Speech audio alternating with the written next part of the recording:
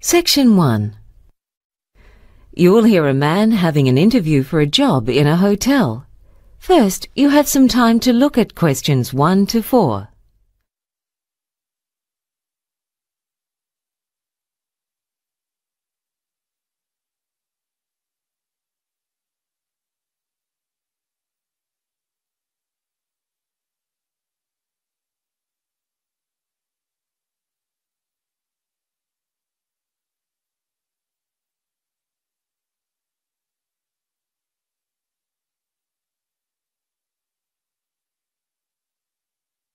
Now listen and answer questions 1 to 4. Good morning, Mr. Peters. Please come in and have a seat. Thank you. My name's Gloria McKell. I'm the personnel manager here. Now, before we start the job interview, I just need to get a couple of details from you. Sure. Now, first of all, I'd just like to confirm I have the correct details. Your name is George Peters, isn't it? Yes. And your contact phone number is 0438 637 935? That's right. The man's phone number is 0438 637 935. So 0438 637 935 has been written next to the example on the question paper. Now continue with questions 1 to 4. We have vacancies for a couple of positions in our hotel at the moment. Which position are you interested in applying for? Room service. Room service, right. Now, I'd like to find out a little about your employment background. Have you worked in a hotel before, or have you been employed in any capacity in the hospitality industry? I've never actually worked in a hotel, but I've been a waiter in a couple of different places. Oh, good. I'm sure that experience will come in handy. Also, at the moment, I'm doing a course. Oh, what are you doing? I'm studying tourism management. I'm in the second year of a 3-year course. That's good to hear. Oh, by the way, we have quite a few international guests staying here. Do you speak any foreign languages? I did French at high school, and I'm studying Korean as part of my diploma course. And how well do you speak those languages? Well, I can have a simple conversation in French, but my Korean's still fairly basic, though I think it'd come in handy with room service. Good. Before you hear the rest of the conversation, you have some time to look at questions 5 to 10.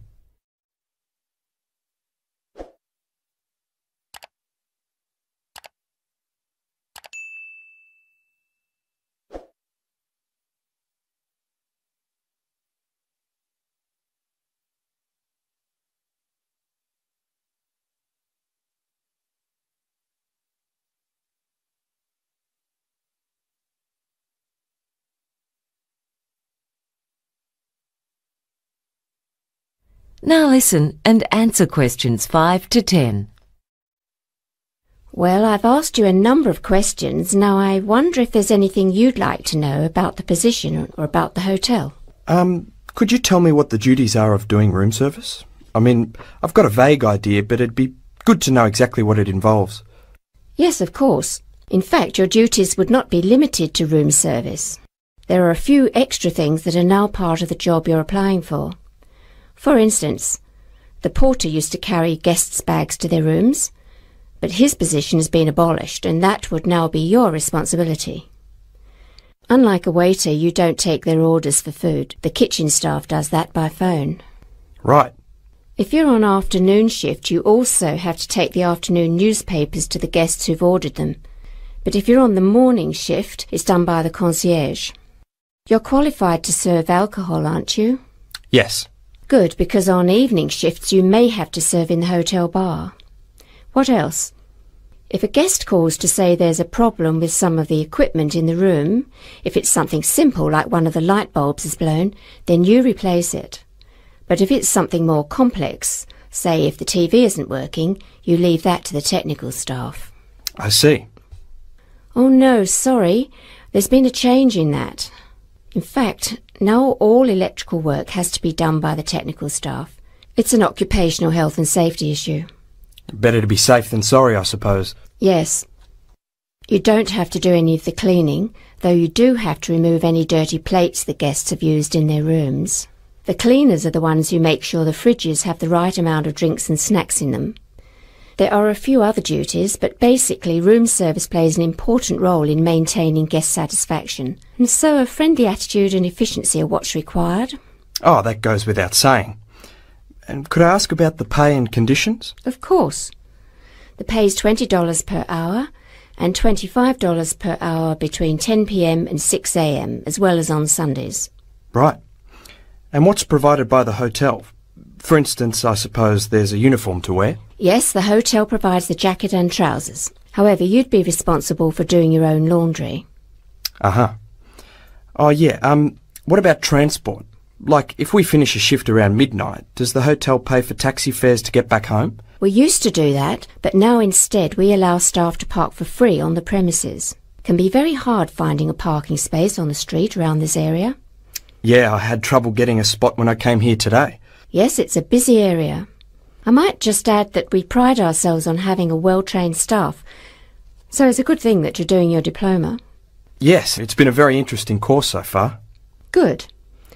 Oh, one other thing, we also pay for medical insurance for all our employees as an extra incentive for working with us. Oh, that's good. And until recently, we provided 1 meal per shift as well, but that's been discontinued.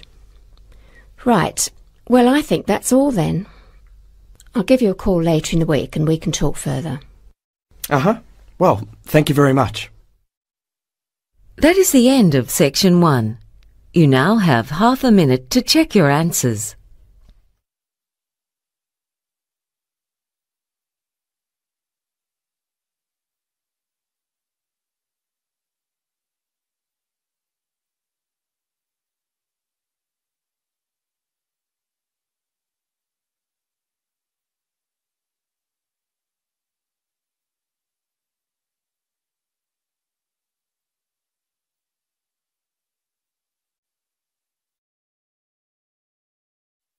Now turn to Section 2. Section 2. Timothy Curtin is an officer at the Department of Immigration. You will hear him talking to foreign students at a business college regarding visa regulations. First, you have some time to look at questions 11 and 12.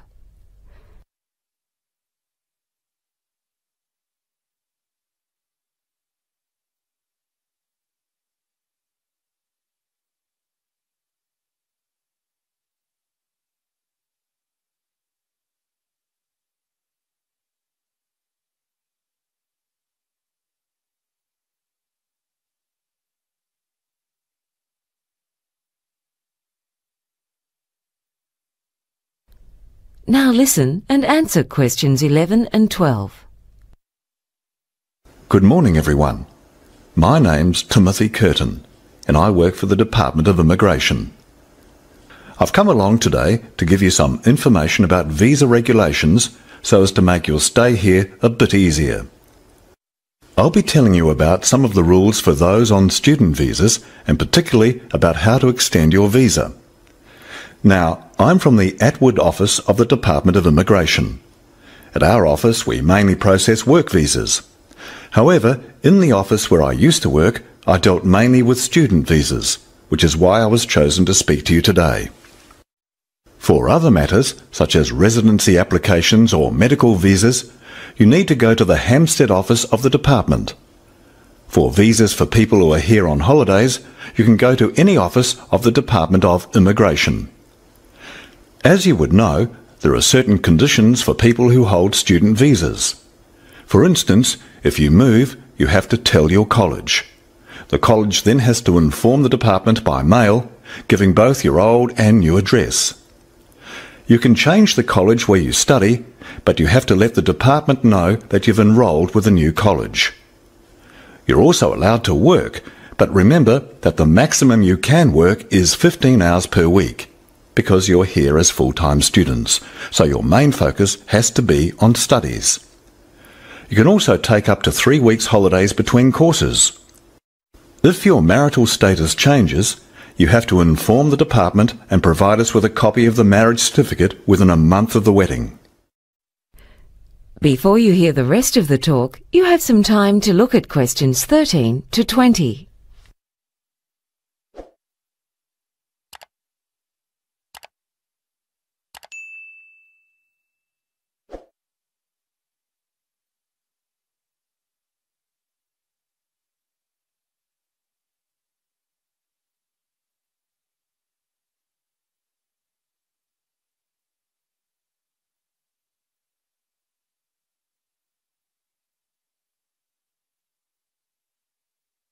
Now listen and answer questions 13 to 20.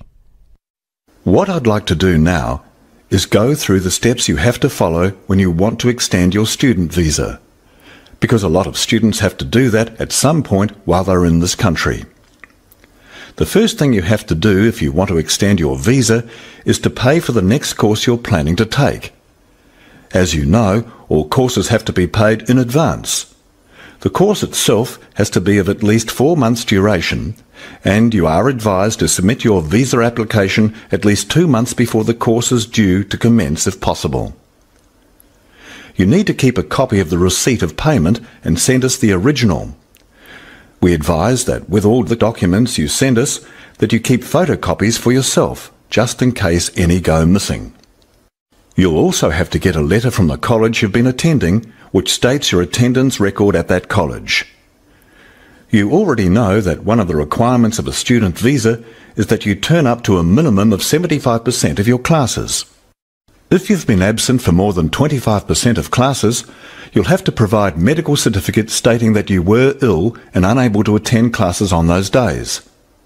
You then need to fill in a form to extend your student visa. That's Form 726C. You can obtain one by visiting any branch of our department, or else you can access it on the internet. At the end of my talk, I'll be handing out a brochure that gives our website address, as well as the addresses of department offices throughout the country. On top of that, you'll also need to be able to show that you have the means to support yourself while in this country. It's been estimated that the average student needs $15,000 a year to live on, and for that reason you'll need to prove that you've got at least $6,000 in a bank account. It's got to be a bank account in this country, so $10,000 in a foreign account is of no use. Of course, your passport has to be still valid. And what else? Yes, then you'll need 3 passport photos. Make sure they're fairly recent photos. You then take all these documents and the form down to the immigration office, along with your passport. As you can see, there's quite a lot to do, so don't leave it till the last minute. You've got to lodge your application, along with all the documents, at least 3 weeks before the old visa expires. You have to pay for the visa application too, and that money's non-refundable. You can pay by cash, credit card or cheque. Oh, by the way, it'll cost you $325 to apply for an extension of your student visa. Wait, let me check that. Oh, that's right, it's gone up to $435. Then it'll take about a week to process your application. But we also have to make allowances for weekends and public holidays, and at times we have heavy workloads, so it may take as long as 12 working days before you get a reply. You might hear from us before that, but don't contact us before that period of time has passed. There may be a few things we need to ask you about before granting a visa, so there's a chance you'll be invited to an interview just so that we can check up on anything. But we'll let you know if we think that's necessary. Don't worry, if you can't remember all these things I've been talking about, they're all on Form 726C. Well, I think that's about enough from me. Now, do any of you have any questions? That is the end of Section 2. You now have half a minute to check your answers.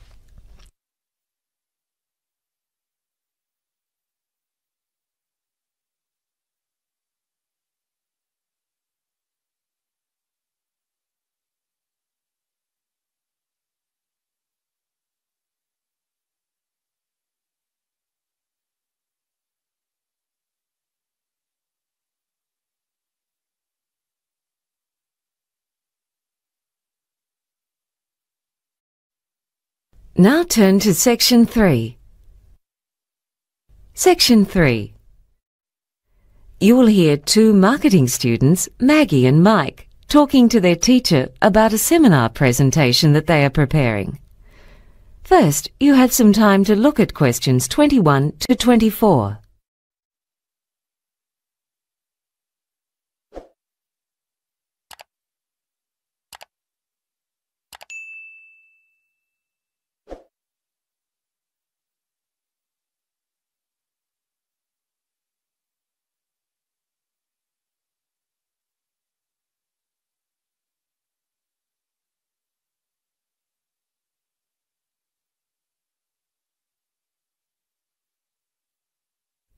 Now listen and answer questions 21 to 24.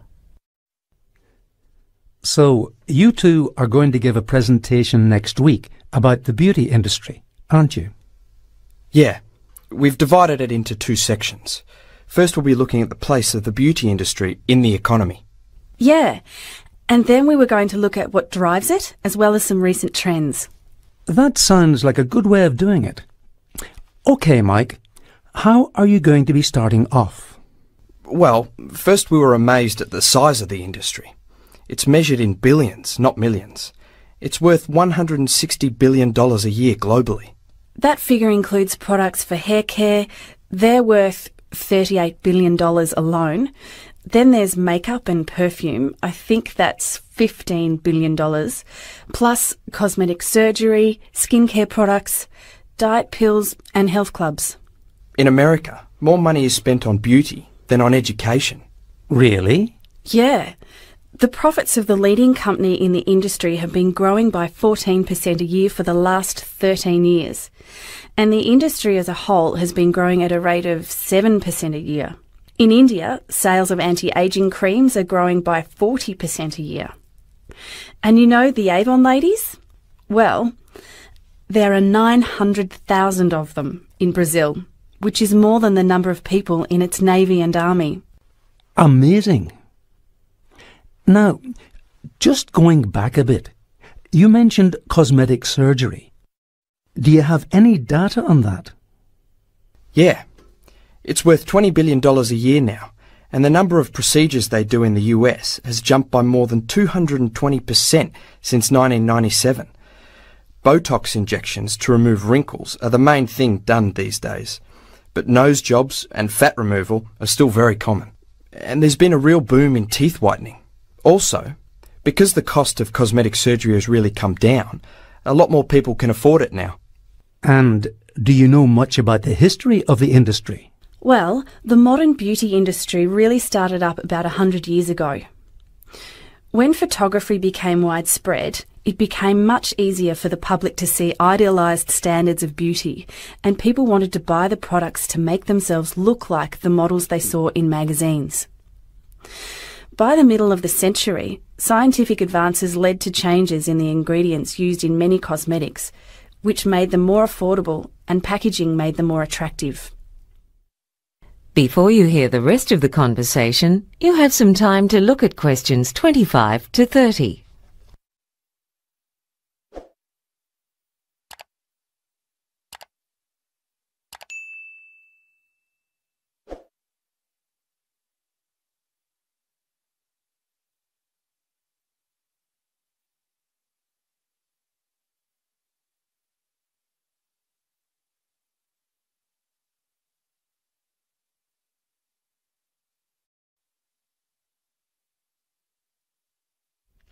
Now listen and answer questions 25 to 30.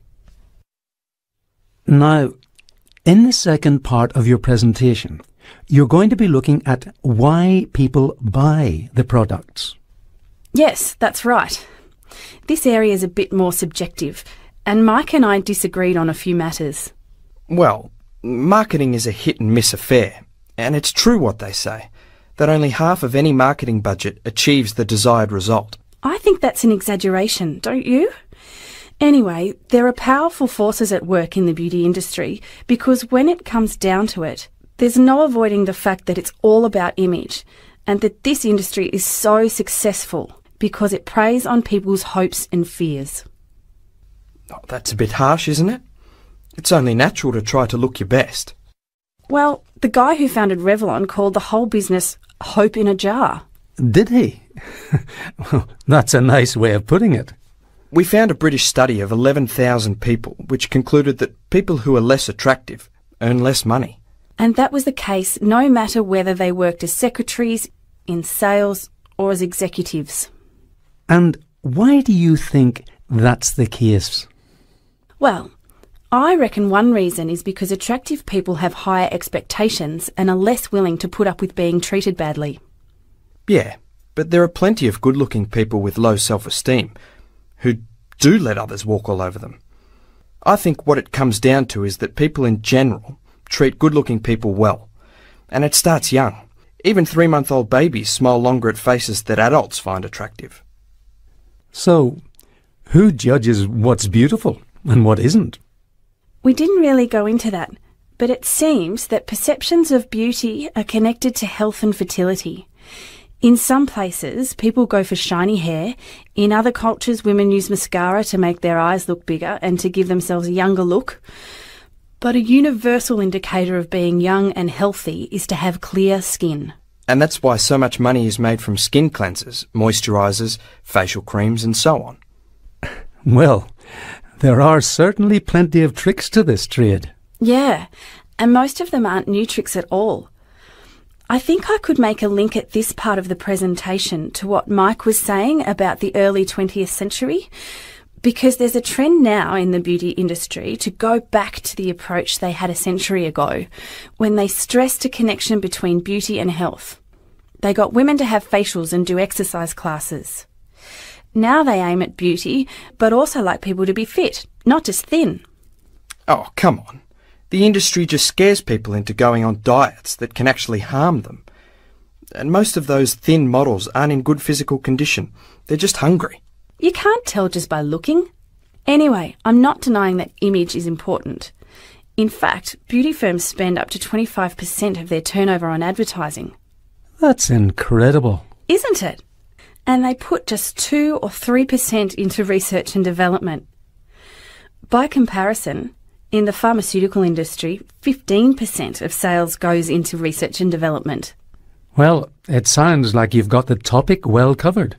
I'm sure the class will really enjoy your presentation. That is the end of Section 3. You now have half a minute to check your answers.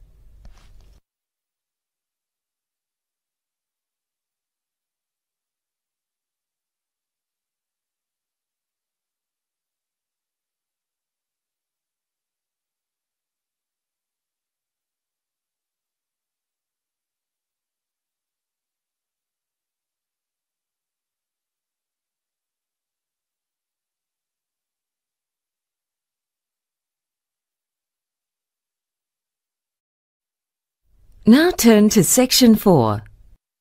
Section 4. You will hear a talk by an archaeological scientist on her latest research. First, you had some time to look at questions 31 to 40.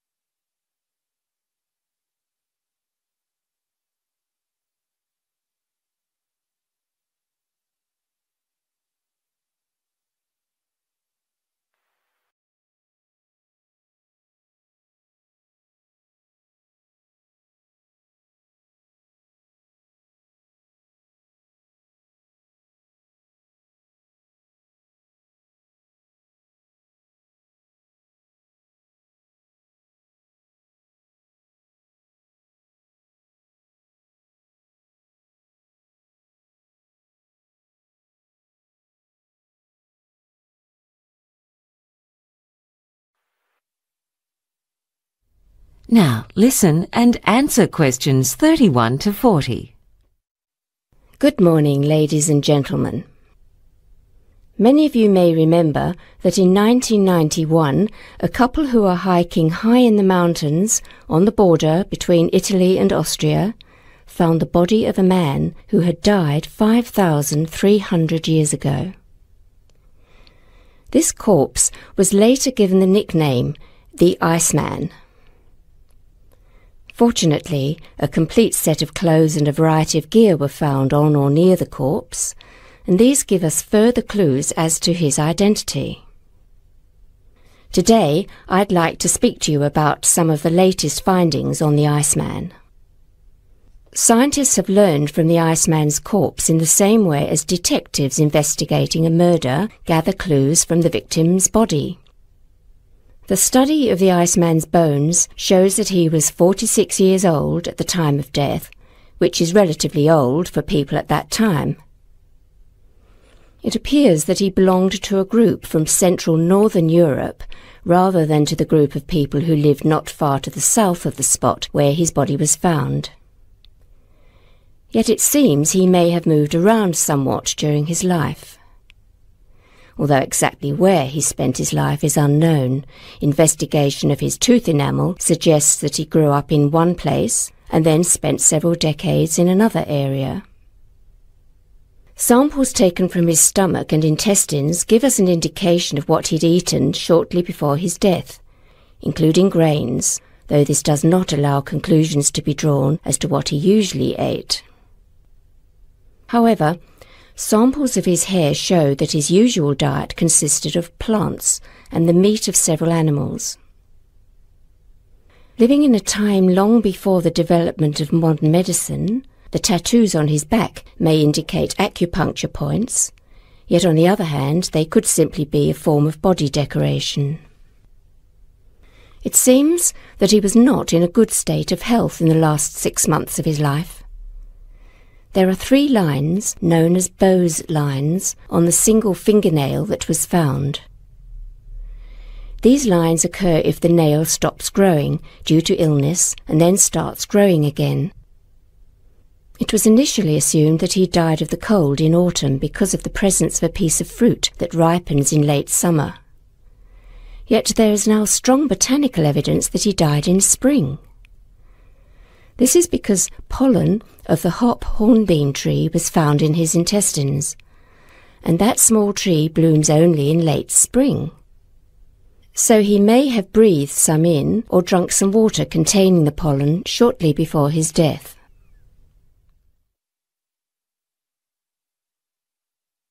So what else do we know about the Iceman? He ate a primitive form of wheat which was baked into bread on an open fire. Although leaves of moss were found in his intestines, it appears that moss was not part of his diet, but had probably entered his mouth by accident. In those days, the local people had no paper bags or plastic wrapping, and so used moss to pack food in. Moss was a very versatile plant, with different varieties that grew far to the north, being used by the Vikings as toilet paper. The equipment found around the body gives us many clues as to his way of life. He was well prepared for climbing through the mountains. He had a jacket made from deer hide and goat hide, and a pair of shoes made from the skin of both goat and bear, and then insulated with plant material. Over the top of it all, he was wearing a cape made from grass and bast, which is made from bark. This could give us a clue as to his occupation. In fact, this cape resembles capes still worn by shepherds in the Balkans, and the site where he was found is near an area where shepherds traditionally take their flocks in summer. Yet the theory that he was a shepherd has little else to support it. It's been proposed that he was a hunter, due to the fact that he was carrying a bow and some arrows. Some earlier ideas that he was a warrior or a trader of flint have been abandoned for lack of any supporting material. The Iceman was found lying on a large rock, and so it was believed initially that he had fallen asleep on the rock and then died. However, the consensus now is that he died nearby and then floated into that position during periods when the ice thawed. There are several indicators for this. First, the awkward position of his left arm. Second, the position of his right hand, which was stuck under another rock. Third, the missing outer layer of skin. And the fact that some of his belongings were a few metres from the body. Despite these interesting findings, there are still many things that we don't know about the Iceman. What was he doing up there high in the mountains, apparently by himself? Did he die from exhaustion and cold while running away from danger? We may never know exactly what the cause of death was, because this would require an autopsy, which has not been allowed as it would cause too much damage to the corpse. When the body was first removed, it was thought to be that of a missing mountain climber, and a number of people disturbed the site, wrecking a good part of the evidence in the process. But hopefully, with further research, we will be able to solve some of the mysteries that still surround the Iceman, who's already taught us so much about the way of life at that time. That is the end of section 4. You now have half a minute to check your answers.